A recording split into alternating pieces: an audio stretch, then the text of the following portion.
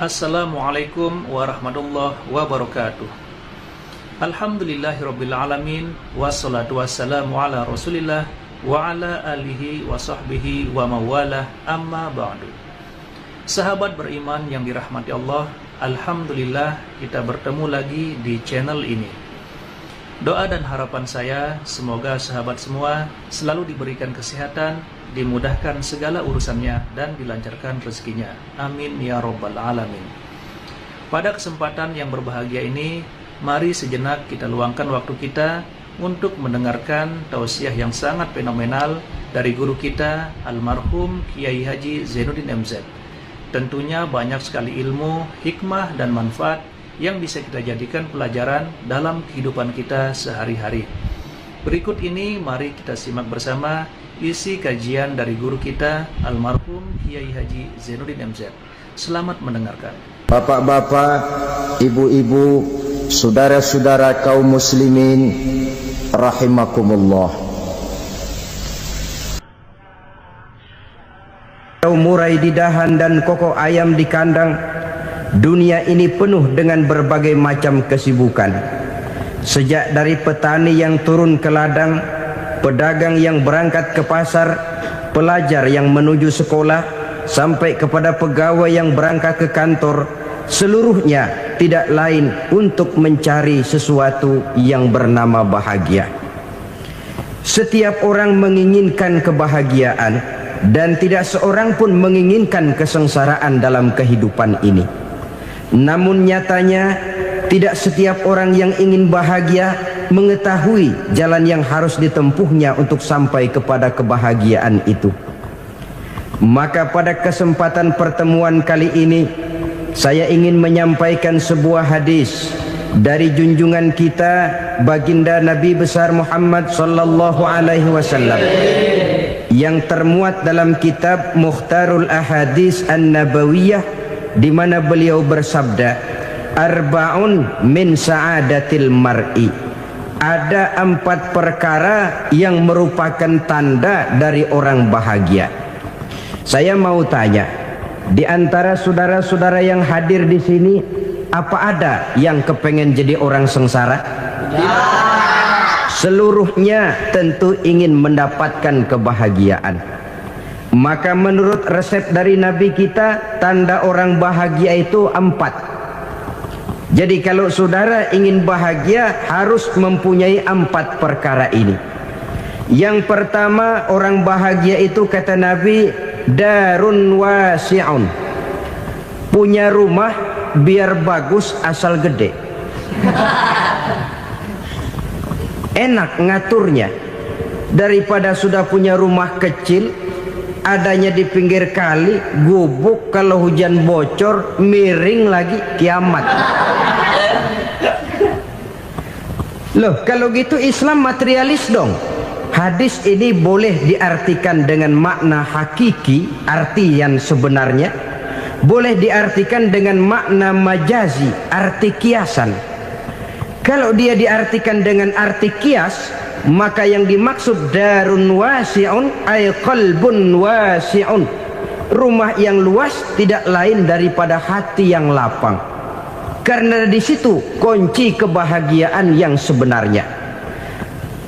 Walaupun kita cuma tinggal di petak berukuran 2 kali 3 meter, kalau hati kita luas-luas rasanya rumah itu. Tapi biar rumah kita halamannya saja puluhan ribu hektar, ada kolam renangnya, kamar tidurnya tidak lagi terhitung. Kalau hati yang menempati rumah itu sempit, maka akan terasa sempit jugalah rumah itu. Tempat bergantungnya tidak lain adalah hati.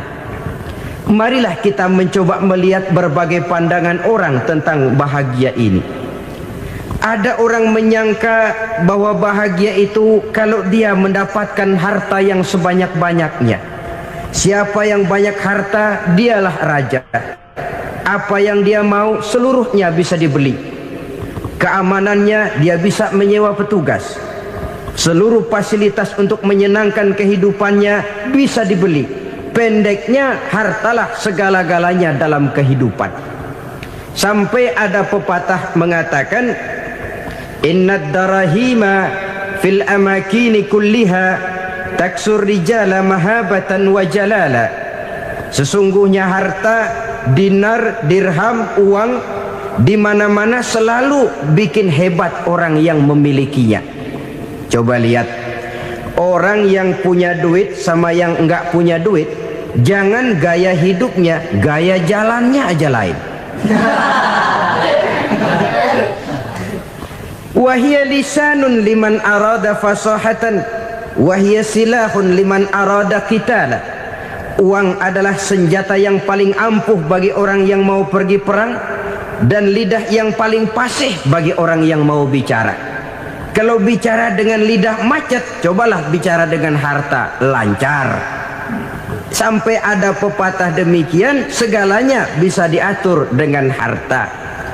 Maka di kalangan orang yang berpandangan semacam itu, seluruh kegiatan hidupnya hanya terfokus kepada bagaimana mengumpulkan harta yang sebanyak-banyaknya.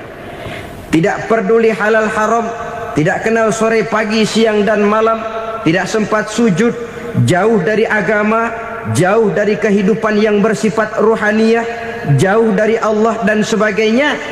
Sampai dalam Al-Quran dikelompokkan dalam kelompok yang dinamakan lumazah. Allazi jama'a malahu wa addadah yahsabu anna malahu akhladah. Mereka mengumpul-ngumpulkan harta sebanyak-banyaknya dan menyangka bahwa harta yang banyak itu dapat mengekalkan hidupnya, mengekalkan kekayaannya, mengekalkan kebahagiaannya. Saudara hadirin yang berbahagia, kalau pandangan hidup ini benar, artinya kalau harta memang merupakan satu-satunya hal yang dapat membuat orang bahagia, tentu di rumah mewah tidak akan pernah ada tangis derita. Tentu di satu tempat di mana fasilitas hidup serba menunjang tidak ada yang namanya penderitaan. Tapi suka dan duka, sedih dan gembira, senyum dan tawa adalah milik setiap orang, baik dia punya harta maupun dia tidak punya harta. Nyatalah bahwa harta semata-mata bukan merupakan jaminan bahwa orang akan bahagia, walaupun tanpa harta orang sulit untuk bahagia. Saya mau cerita, ada orang super kaya, namanya Aristotle Onesius, raja tanker Yunani. Dia punya kapal tanker saja konon sampai 11 banyaknya. Punya perusahaan penerbangan yang disebut Olympic Airlines. Punya hotel di berbagai kota besar di dunia ini, sejak dari New York, London, Paris, Rome dan sebagainya. Bahkan punya pulau yang dia namakan Pulau Scorpio. Ini kan namanya sudah kaya nggak tanggung-tanggung, punya pulau. Nah, dia punya 2 orang anak, yang satu laki-laki namanya Alexander, yang satu perempuan namanya Maria Onesius. Seluruh harapannya tertumpah kepada anak lakinya Alexander ini, yang akan meneruskan usahanya, meneruskan kekayaannya, meneruskan dinastinya. Apa yang terjadi? Ternyata anak yang dia harapkan yang bernama Alexander ini mati muda dalam kecelakaan pada waktu dia olahraga. Apa olahraganya? Namanya olahraga anak orang kaya, golongan jet set. Olahraganya olahraga pesawat terbang. Jatuh, ya nggak kapungut, habis mati. Tinggal satu anak perempuannya, Maria Onesius. Tapi anak perempuan ini juga malah urakan. Terakhir dia pacaran, bahkan kemudian kawin sama orang Rusia. Rupanya Aristotle Onesius ini broken. Kekayaannya yang berlimpah ruah, perusahaannya yang begitu banyak, siapa yang akan meneruskan? Siapa yang akan menggantikan? Sampai kemudian dia mengurung diri di Pulau Scorpio dan mati di sana secara mengenaskan. Seorang multi jutawan, seorang yang super kaya, mati menyendiri di pulau sepi. Ibarat kata pepatah, anak ayam mati di lumbung. Bukan kekurangan makanan, keurugan makanan. Begitu kehidupan Aristotle Onassis. Dan banyak orang-orang yang sudah demikian kaya sampai dibingungkan oleh kekayaannya sendiri. Telusurilah kehidupan David Rockefeller misalnya, Henry Ford misalnya, Adnan Khashoggi misalnya, multi jutawan yang kadang-kadang dibuat keder oleh kekayaannya sendiri.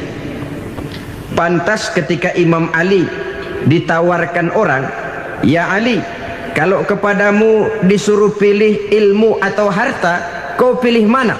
Ya jelas pilih ilmu dong. Kenapa?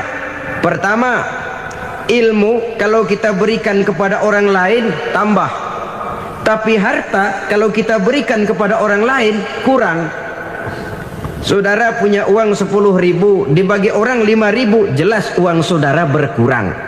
Tapi saudara punya ilmu diberikan kepada orang lain bisa, saudara pun makin mantap.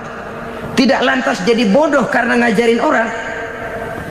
Saudara bisa Fatihah lalu mengajarkan orang Fatihah, orang bisa, saudara pun makin hafal. Tidak lantas setelah diajarin orang ilmunya hilang. Begitu datang dia minta orang, "Tolong ajarin saya Fatihah," udah habis, nggak ada.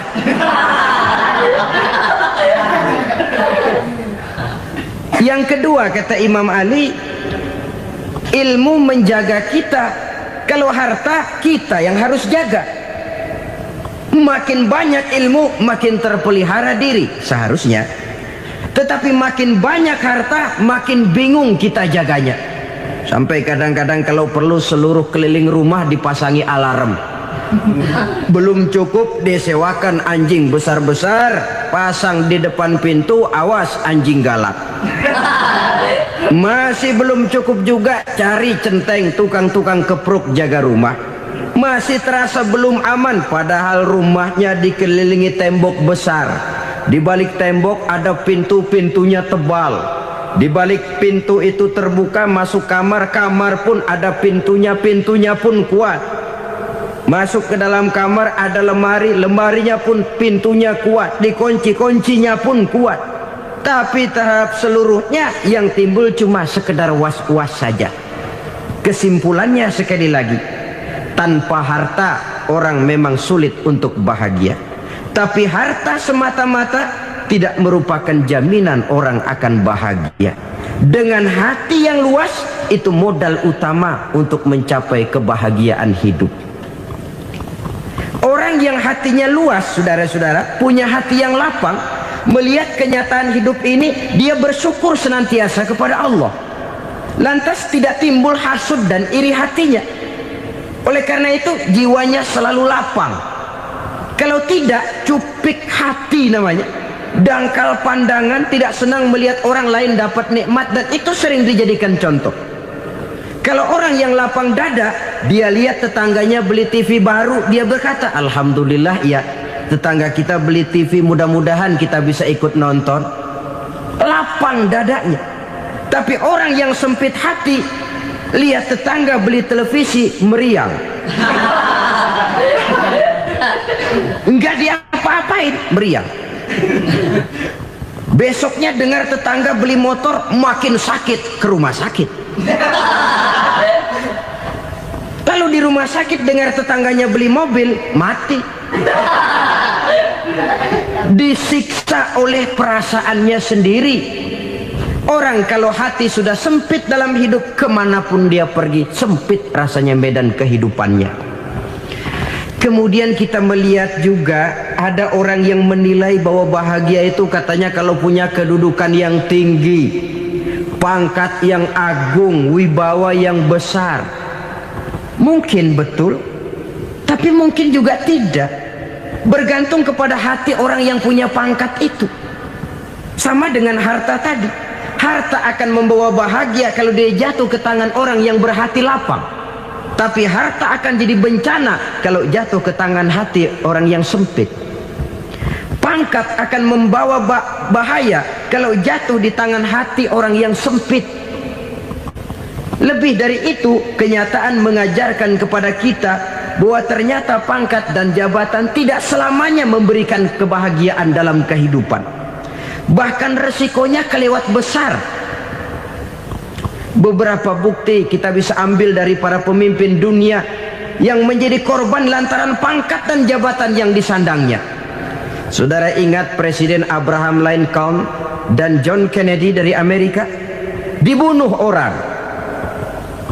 Park Chung-hee dari Korea Selatan, Ziaur Rahman dari Bangladesh, Anwar Sadat dari Mesir, terakhir Indira Gandhi dari India, menjadi korban dari pangkat dan jabatan yang disandangnya dari orang-orang yang tidak senang dia memegang jabatan itu.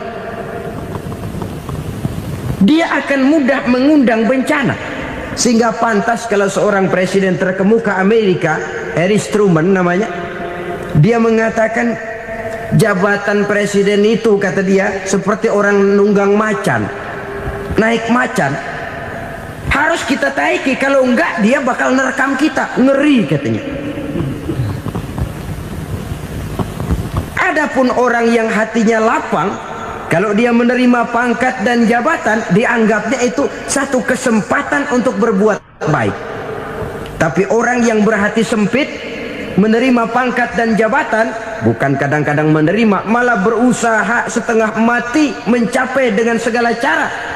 Kalau perlu jilat atas, jilat atas. Jadi golongan sumuhun dawuh. Jadi kelompok kulon nuwun, yes sir, yang kerjanya cuma oke bos. Kalau perlu jilat atas, jilat atas. Kalau perlu injak yang bawah, injak yang bawah. Perlu sikut kiri kanan, sikut kiri kanan. Yang penting pangkat dapat, jabatan dapat. Orang yang semacam ini, kalau sudah mempunyai pangkat dan jabatan, biasanya dia tidak menganggap itu sebagai amanah, tidak menganggap sebagai kesempatan berbuat baik, tapi malah kesempatan untuk memperturutkan hawa nafsunya yang dilatar belakangi oleh kesempitan hatinya tadi. Apalagi kalau orang memperoleh pangkat karena banyak mengeluarkan uang, seakan-akan pangkat dan jabatan itu sekarang macam proyek, pakai tender. Siapa yang berani bayar segini naik, nggak berani minggir. Padahal logikanya, kalau orang mencapai satu jabatan karena banyak mengeluarkan uang, hampir bisa dipastikan bahwa setelah jabatan itu dia pegang, langkah pertama yang akan dilakukannya ialah berusaha bagaimana uang yang dia keluarkan supaya kembali. Ya paling kurang pulang modal dulu dong. Soal mikirin rakyat soal nanti, tapi ini modal harus pulang. Itu celakanya kalau orang memperoleh pangkat dan jabatan cuma karena banyak mengeluarkan uang. Jarang orang yang mempunyai keyakinan dan pandangan bahwa pangkat dan jabatan merupakan amanah. Jadi sekali lagi, pangkat dan jabatan mungkin saja membawa kebahagiaan kalau jatuh ke tangan orang yang berhati lapang, tapi bisa jadi bencana kalau dia jatuh ke tangan orang yang mempunyai hati yang sempit. Dan lagi-lagi stresnya hati yang lapang. Lalu sebagian orang, saudara, ada yang berpandangan katanya bahagia itu kalau jadi orang terkenal, mempunyai popularitas, menjadi idola di kalangan remaja, di kalangan orang tua, di segala lapisan masyarakat. Padahal makin populer orang, makin terikat dia.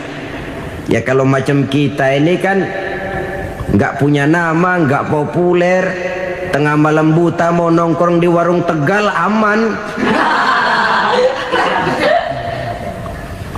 Tapi pangkat, jabatan, kedudukan, popularitas menyebabkan kita diikat dengan berbagai macam peraturan. Cuma mandi sama ke WC saja yang nggak dikawal.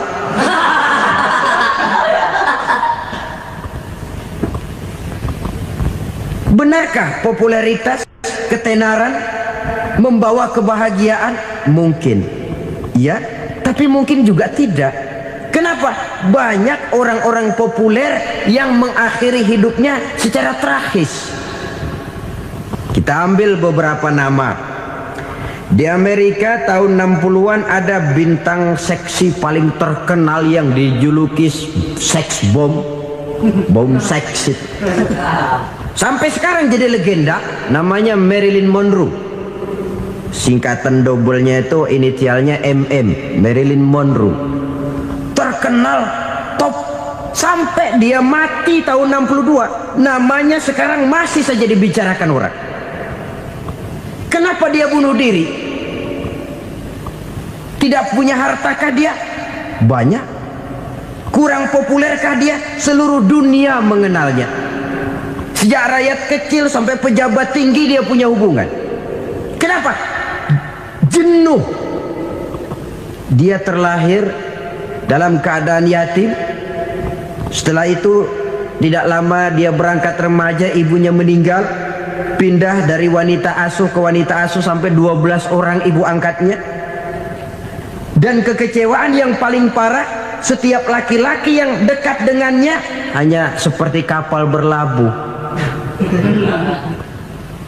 Datang dan pergi silih berganti, padahal dia merindukan seseorang yang bisa melindungi hidupnya. Dia rindukan itu dan dia tidak pernah menemukan.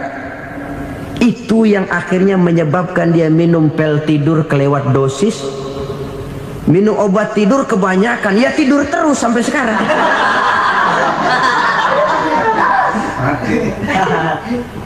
Dia mengakui, saya telah memiliki ketenaran, tapi saya tidak pernah hidup dalam ketenaran itu. Saya pandai main sandiwara, tapi saya ingin hidup dalam alam yang real sebagaimana umumnya orang. Itu yang dia rindukan. Menyusul jejak yang namanya Marilyn Monroe ini, Billie Holiday, saudara kenal tentu, di rumah sakit dirawat. Dia juga minum obat overdosis, mati lagi. Jimi Hendrix minum obat tidur overdosis kelewat batas, mati lagi. Lalu yang menghanyutkan diri di danau, Janis Joplin dan Brian Jones.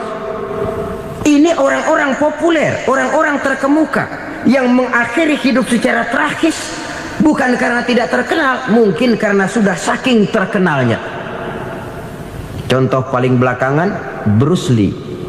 Wah, ini tukang-tukang keprok tentu kenal siapa dia.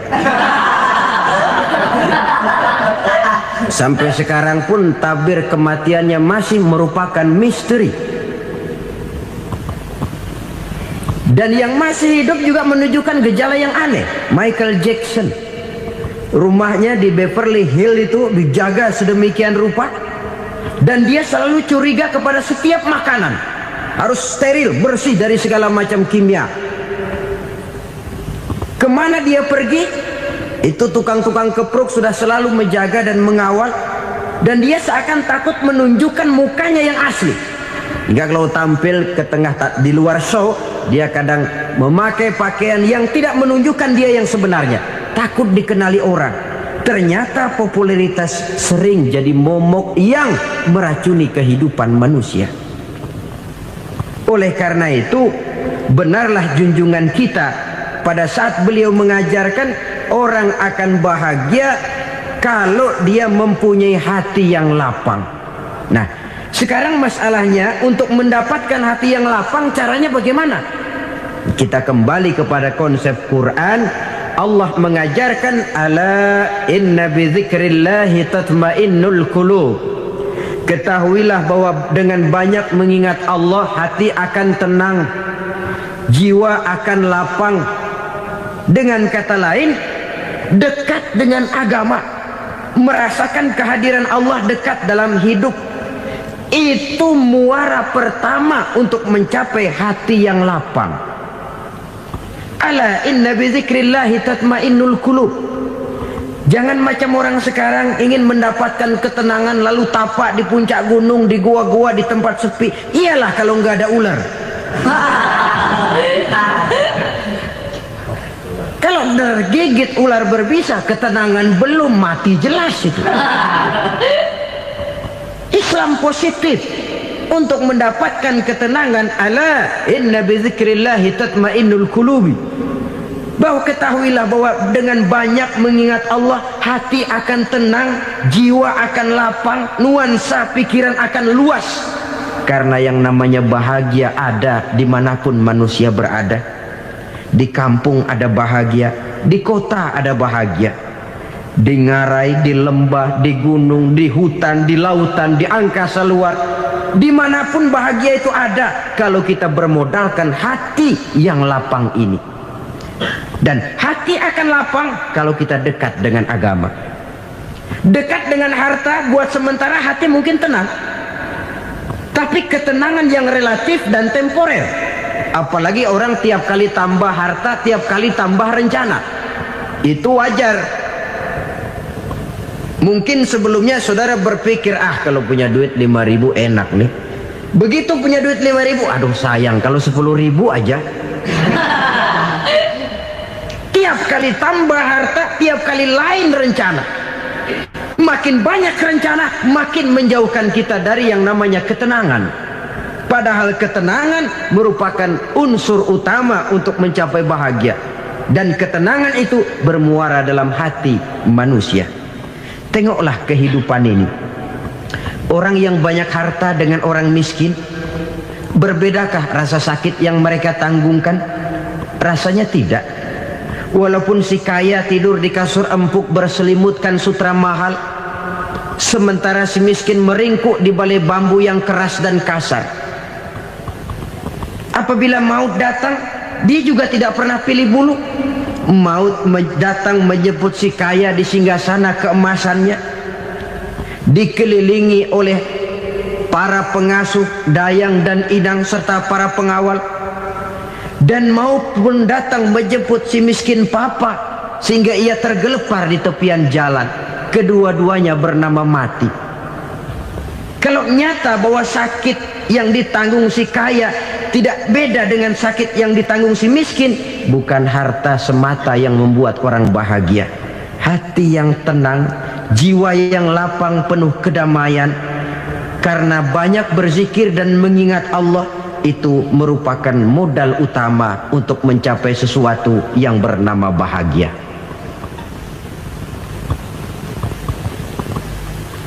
Saudara hadirin yang saya hormati, inilah yang pertama dari 4 ciri yang digambarkan oleh Nabi tentang tanda-tanda orang bahagia. Dan harus berangkat dari yang pertama ini, hati yang lapang. Ini yang harus kita miliki lebih dahulu. Baru nanti akan menyusul kepada poin yang ketiga, kedua, dan selanjutnya. Sebab kalau hati sudah terisi dengan jiwa yang lapang, seluruh persoalan insya Allah akan bisa kita atasi dengan sebagaimana mestinya. Yang kedua sekarang, tanda orang bahagia menurut baginda Nabi, markabun syariah. Orang bahagia itu, kata beliau, punya kendaraan biar cepat asal lancar. Artinya kemana dia mau pergi mudah. Apa maksud hadis ini? Kalau kita kaji lebih dalam, kendaraan itu kan alat transportasi. Transportasi tidak lain adalah usaha memudahkan komunikasi. Pindah dari situ kepada teori bahwa manusia adalah zon political, makhluk bermasyarakat yang tidak bisa memenuhi kebutuhan hidupnya secara sendirian. Kita memerlukan keberadaan orang lain dalam kehidupan ini. Untuk memakai baju saja kita sudah perlukan petani yang tanam kapas, pabrik yang memintal kapas jadi benang, pabrik yang menenun benang jadi kain, sampai kepada mesin jahit, sampai kepada tukang jahit. Itu cuma untuk memakai pakaian saja. Tidak seorang pun di antara kita yang sanggup memenuhi kebutuhan hidupnya secara sendiri. Kita perlu orang lain. Maka kebebasan dalam arti mutlak, kebebasan tanpa batas, itu tidak mungkin ada dalam kehidupan. Karena kita mengadakan yang disebut interaksi sosial. Setiap kegiatan kita tentu melibatkan orang lain. Menurut kita barangkali kita bebas jalan di jalan raya semaunya, tapi orang lain berkendaraan pun merasa bahwa ini ada juga jalan haknya, dan begitu selanjutnya. Oleh karena itu, maksud dari kendaraan yang cepat ini adalah khulata'uhu ma'as solihin, lingkungan pergaulannya terdiri dari orang-orang soleh, pergaulannya luas, kemana dia pergi ada temannya, kesulitannya ada tempat dia cerita. Dan kesulitan kalau sudah diceritakan kepada orang lain, taruh kata orang itu tidak bisa menolong, namun menceritakannya kepada orang yang kita percayai, kan paling kurang sudah mengurangi beban jiwa, mengurangi tanggungan batin, merasa masih ada tempat kita cerita. Maka lebih baik orang awam yang mau bergaul ketimbang orang setengah alim tapi ngunci pintu. Sebab nantinya akan timbul sikap picik, cupik pandangan, dan tidak luas menghadapi kenyataan dalam kehidupan ini. Namun yang harus kita garis bawahi, pergaulan memang mesti luas. Namun jangan sekali-kali lupa bahwa pergaulan sangat besar pengaruhnya dalam ikut membentuk kepribadian manusia. Sehari-hari bisa kita bilang, kalau kita dekat sama tukang minyak wangi, sekalipun nggak dibagi minyaknya, baunya tentu dapat. Betul? Tapi dekat sama tukang elas, walaupun nggak kena apinya, asapnya mesti kena. Kalau Syauqi mengatakan lebih jelas lagi, man asyaral asrafa asa musyarrafan wa muasyiral anzali ghairu musyarrafin. Awalam taral jildal hakira muqabbalan bisagri lamma sara jildal mushaf. Siapa yang bergaul dengan orang mulia, dia bakal ikut menjadi mulia. Tapi siapa yang berteman dengan orang hina, dia tidak bakal ikut menjadi mulia. Tidakkah kau lihat, kata Syauqi, kulit kambing yang hina pun dicium orang ketika menjadi kantong Quran.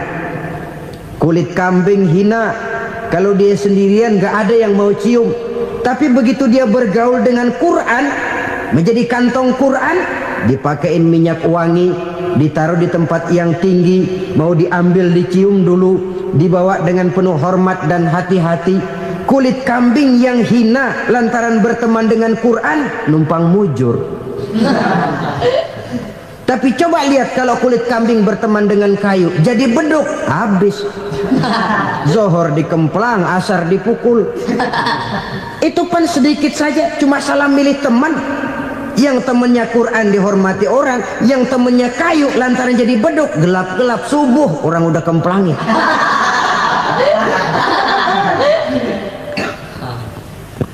Maka terutama kepada adik-adik remaja yang masih mencari identitas diri, yang ibarat kaset masih kaset kosong, mudah diisi oleh apapun, pandai-pandailah memilih teman dalam bergaul.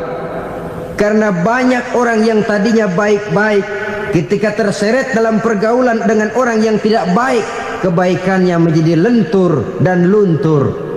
Tapi berapa banyak bajingan-bajingan tengik, orang-orang yang berlumur noda dan dosa, tiap hari melakukan maksiat, namun bergaul dengan orang yang baik-baik, pada akhirnya sedikit demi sedikit beringsut dan berangsur dia terbiasa mengikuti kebaikan-kebaikan.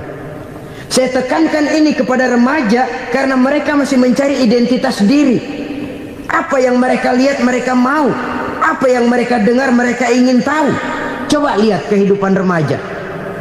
Pulang nonton film Rambo, pengen jadi Rambo, gagah, maunya belekai melulu. Pulang nonton film Superman, pengen bisa terbang.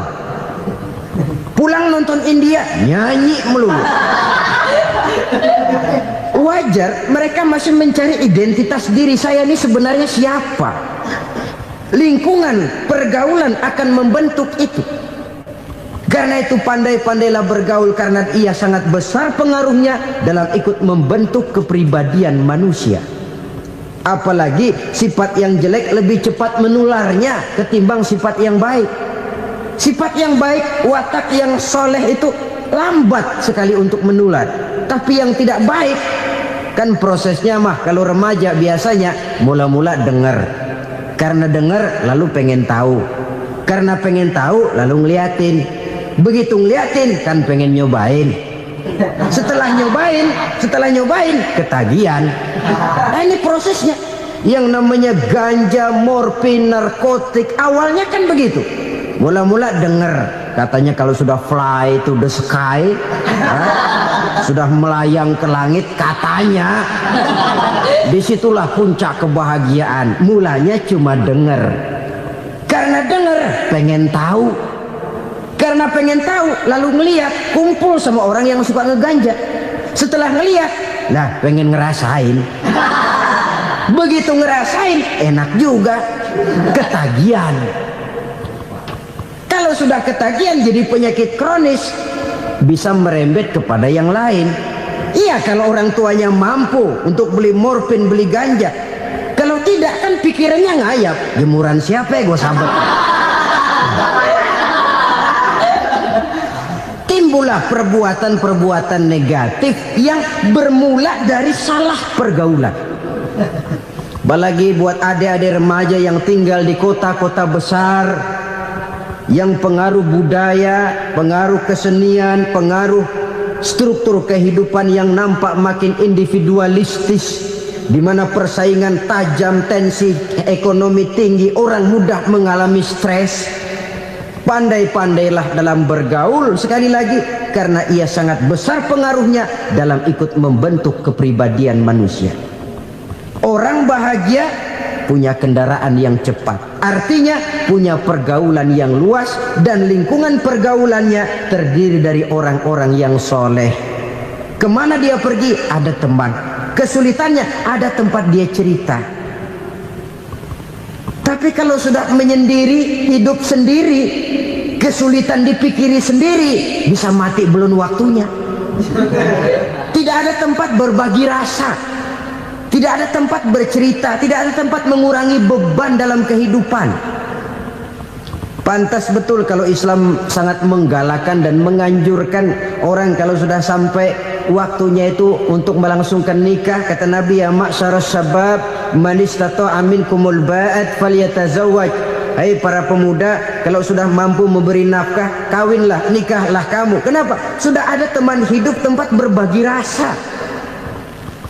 Kesulitan kalau ada tempat cerita akan lebih ringan ketimbang kita telan sendiri, walaupun bobot kesulitannya sama beratnya. Saudara-saudara kaum muslimin rahimakumullah, inilah ciri yang kedua, punya kendaraan biar cepat asal lancar. Kemana kita mau pergi gampang. Dengan kata lain, setelah hati yang luas, pergaulan yang luas. Dua. Yang ketiga sekarang, tanda orang bahagia itu menurut Nabi, misbahun mudhi'un, punya lampu yang terang. Oh, itu enggak problem. Sekarang sudah zamannya listrik masuk desa, Pak. Lampu sudah terang semua. Betul, kalau itu yang dimaksud. Tapi tidak cuma itu. Karena lampu yang dimaksud di sini, lampu yang akan menerangi seluruh perjalanan hidup. Dan perjalanan hidup itu sudah dimulai sejak kita terlahir ke alam ini, sampai masuk ke alam barzah, kumpul di padang mahsyar, sampai ke akhirat. Lampu yang menerangi itu yang diperlukan. Kalau lampu, katakanlah yang paling top sekarang kan lampu jenis Mercury. Taruhlah itu di rumah kita, dia cuma menerangi rumah kita, menerangi hati pun tidak sanggup. Bila kita masuk ke alam barzah, alam kubur, sanggupkah si Mercury yang begitu terang menerangi alam barzah kita? Tidak sanggup lagi. Sanggupkah lampu yang ratusan watt, bahkan puluhan ribu watt menerangi kehidupan di padang mahsyar? Tidak akan sanggup lagi. Kalau demikian, yang dimaksud lampu yang terang di sini apa? Tidak lain amal soleh, kebajikan yang kita lakukan dalam hidup. Itu yang akan jadi lampu penerang.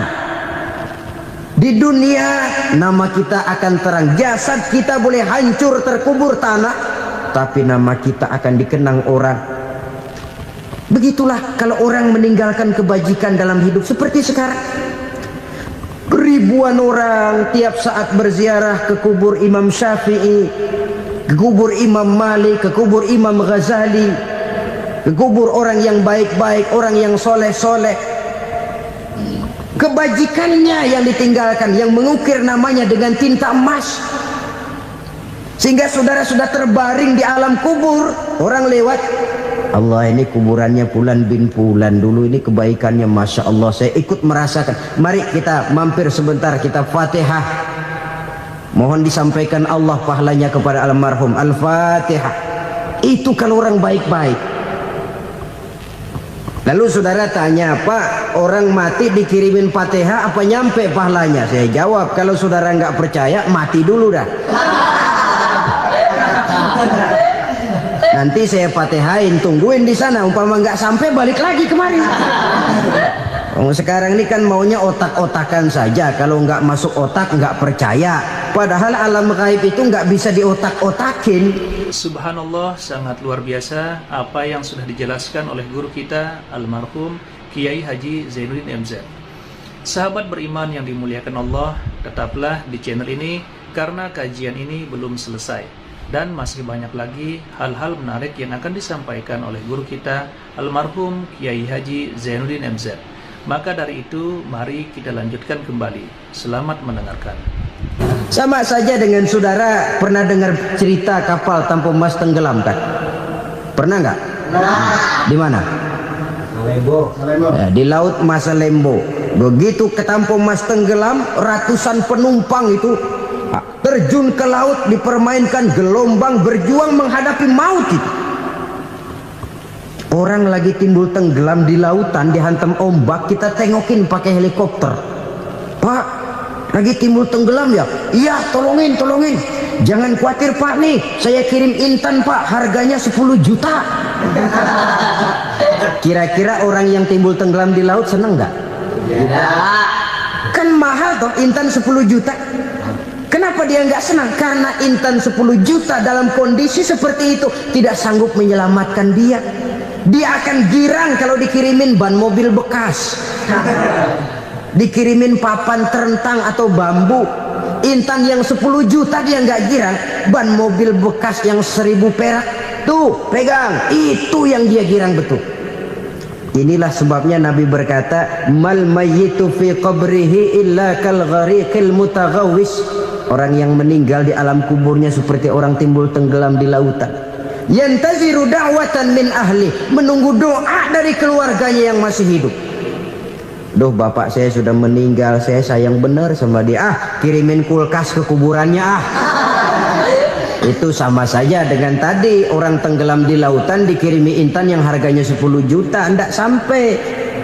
Begitulah kalau kebajikan yang kita tinggalkan dalam hidup, sudah mati pun kubur kita masih diziarahi orang. Tapi kalau jahat yang kita tinggalkan, boro-boro lah orang mau doa lewat dekat kuburan kita juga serem. Tuh bajingan no, dulu mati dipendem di situ tuh. Jangan lewat situ, ntar kesurupan, jangan.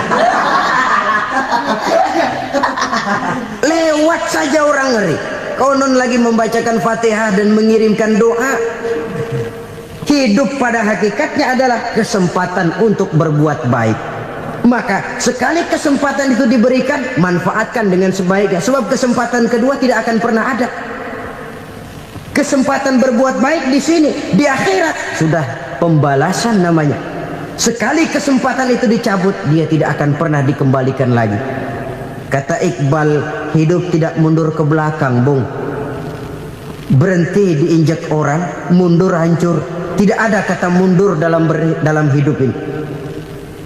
Berhenti diinjak orang, mundur kecebur.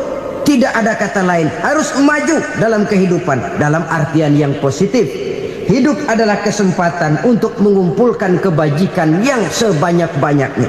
Di situ nilai daripada manusia. Sekarang ini memang nggak kelihatan kok, orang yang banyak pahala sama yang banyak dosa nggak kelihatan kok. Barangkali kalau habis bikin dosa palanya pada benjol, mungkin orang takut sama dosa. Tapi sekarang sama saja, orang yang banyak dosa dengan yang nggak banyak dosa jalan bareng dari belakang, sama, nggak kelihatan beda.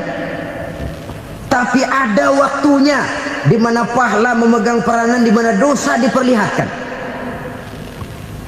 Sama saja kalau kita bawa mobil siang, lampu kan nggak begitu berfungsi. Apa lalu bilang, alah ini lampu berat-beratin, copot-copotin aja dah. Tidak, perlu begitu. Kenapa? Pada satu saat malam senja akan datang. Bila matahari terbenam, senja pun datang, gelap mulai merayap, disitulah baru terasa perlunya lampu. Pahala begitu. Sekarang orang yang nggak ada pahalanya nggak kelihatan dalam kehidupan. Tapi pada satu saat senja kehidupan akan datang. Ajal merenggut nyawa, malam merayap, dan hidup mulai diliputi kegelapan di alam barzah. Dikala itu kalau nggak punya lampu, alangkah malangnya kita. Sebab amal yang baik, kata Nabi, di alam barzah itu akan diciptakan menjadi perempuan yang cantik menemani kita. Amal yang jahat akan menjadi orang yang paling jelek nemenin kita. Udah di tempat gelap yang nemenin jelek.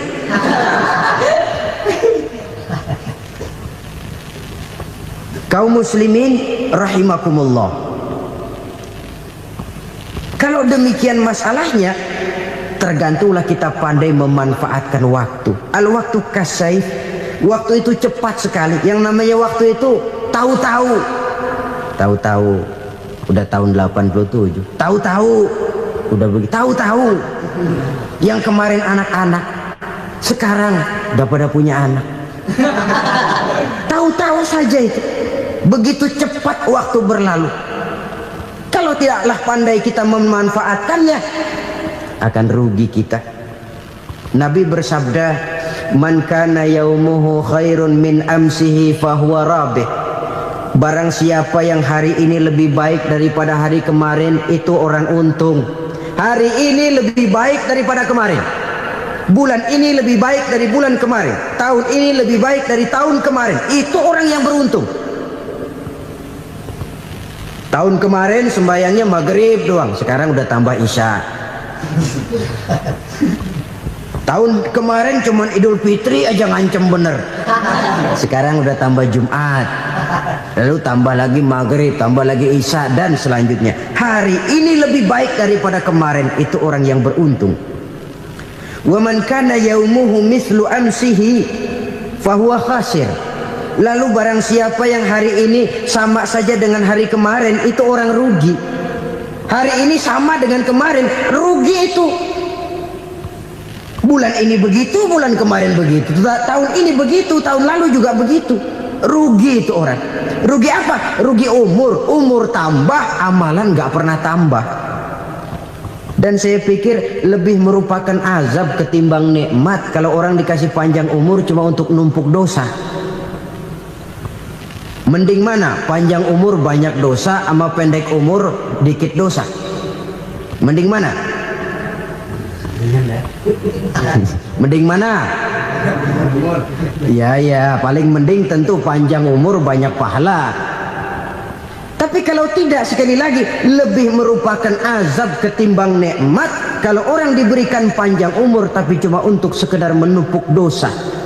Kehilangan kesadaran bahwa dunia bukan terminal akhir dari satu perjalanan. Dia cuma halte di mana kita berhenti sebentar untuk menuju kepada terminal yang hakiki. Saudara-saudara kaum muslimin rahimakumullah. Inilah lampu yang akan menerangi kehidupan. Amal yang kita lakukan di dalam kehidupan.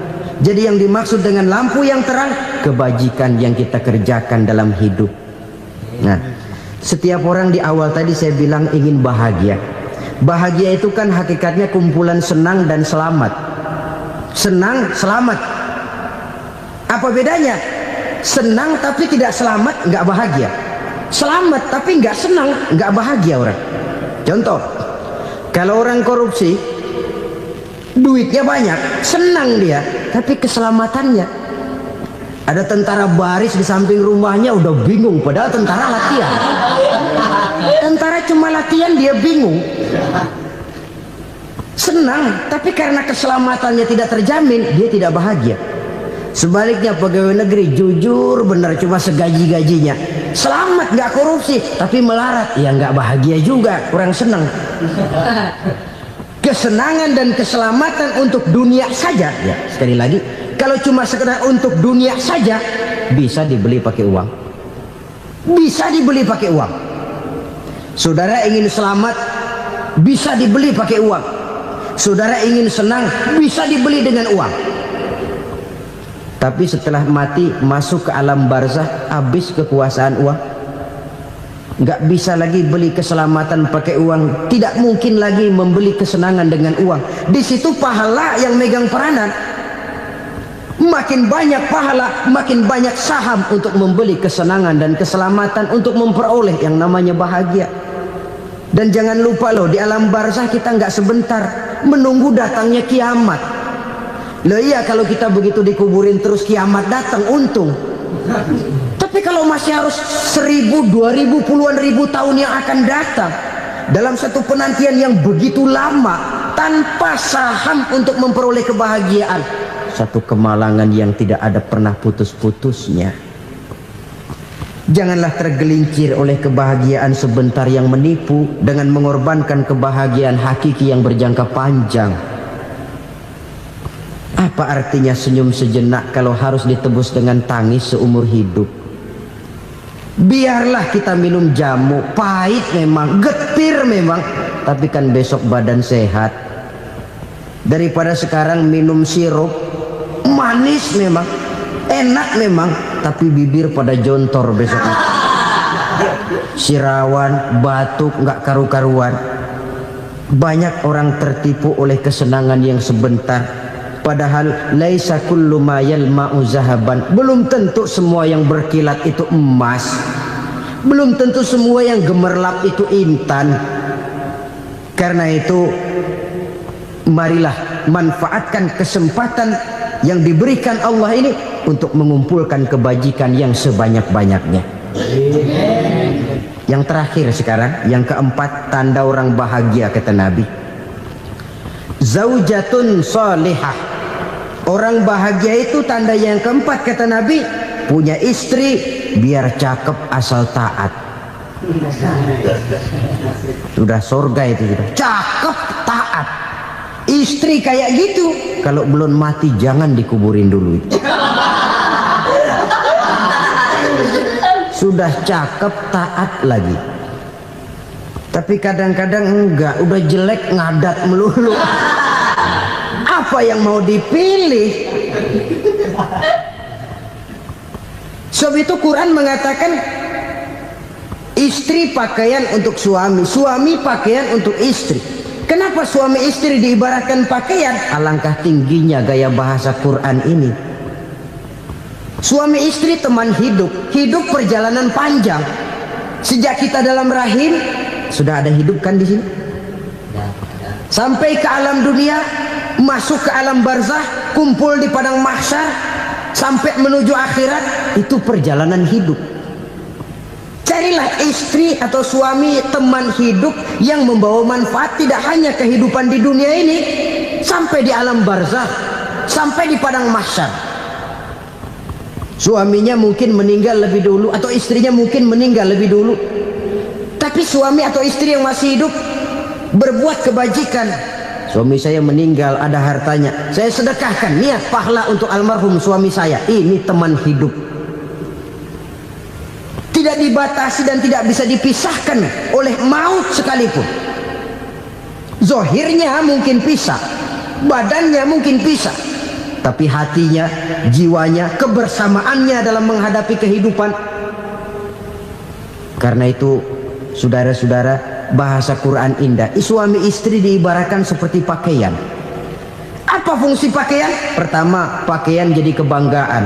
Artinya suami harus menjadi kebanggaan istri, istri harus jadi kebanggaan suami. Yang kedua, pakaian itu kan fungsinya menutup aurat. Artinya sesama suami istri harus saling menjaga kekurangan masing-masing. Jangan malah sesama suami istri saling membongkar rahasia dan aibnya sendiri-sendiri. Istrinya diceritain jeleknya di mana-mana, atau suaminya dibongkar rahasianya di pasar umum. Itu sudah tidak lagi berfungsi sebagai pakaian. Kenapa semua ini diperlukan? Karena kita menyadari bangsa yang baik terdiri dari masyarakat yang baik. Masyarakat yang baik merupakan susunan dari warga yang baik. Warga yang baik adalah terdiri dari rumah tangga yang baik. Dan rumah tangga yang baik merupakan susunan dari pribadi-pribadi yang baik. Dari situ langkah dimulai. Membangun satu bangsa yang baik diawali dengan membangun rumah tangga yang baik, dengan menciptakan pribadi-pribadi yang baik. Sehingga dari sini diharapkan berkembanglah nilai-nilai kebaikan. Orang akan bahagia mempunyai istri yang soleh. Kenapa? Tidak ada seorang suami bisa sukses jadi apapun dia, apapun profesinya, dokter kah, kiai kah, mubalik kah, petani kah, pengusaha kah, pejabat tinggi kah. Tidak ada seorang suami yang bisa sukses tanpa peran serta istrinya. Walaupun memang peranan itu tidak begitu kelihatan, tapi sangat menentukan. Karena itu, saudara hadirin yang saya hormati, Islam sangat menghargai kaum wanita, memberikan kedudukan yang tinggi sepanjang tidak mematikan kodrat kewanitaannya. Nah, kalau sudah kesuksesan ini diawali dari rumah tangga, karier di masyarakat mudah untuk dikejar. Tapi keberantakan di rumah tangga merupakan kegagalan pertama di tempat lain. Nah, inilah saja yang dapat Al-Fakir sampaikan pada pertemuan kali ini. Alhamdulillahirrabbilalamin. Itulah tadi tausiah yang sangat luar biasa yang disampaikan oleh guru kita almarhum Kiai Haji Zainuddin MZ.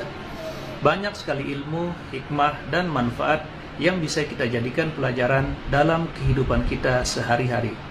Sahabat beriman yang dimuliakan Allah, mari kita doakan guru kita, semoga beliau diampuni segala dosa-dosanya dan dilapangkan kuburnya. Amin ya Rabbal Alamin.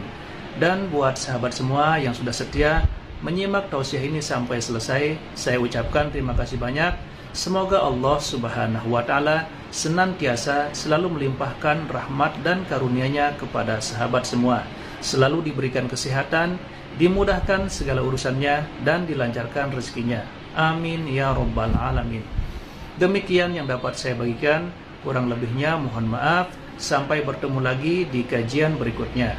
Wabillahi taufiq wal hidayah, wa ridha wal inayah. Wassalamualaikum warahmatullahi wabarakatuh. Setelah kita bersama-sama mendengarkan tausiah yang sangat luar biasa yang sudah disampaikan oleh guru kita Al-Makrullah Kiai Haji Zainuddin MZ, sekarang mari kita lanjutkan aktivitas kita masing-masing. Buat sahabat semua yang sudah setia menyimak tausiah ini sampai selesai, saya ucapkan selamat beraktivitas. Semoga selalu diberikan kesehatan dan dimudahkan segala urusannya. Amin ya Rabbal Alamin. Sampai berjumpa lagi di pertemuan berikutnya. Assalamualaikum warahmatullahi wabarakatuh. Assalamualaikum warahmatullahi wabarakatuh.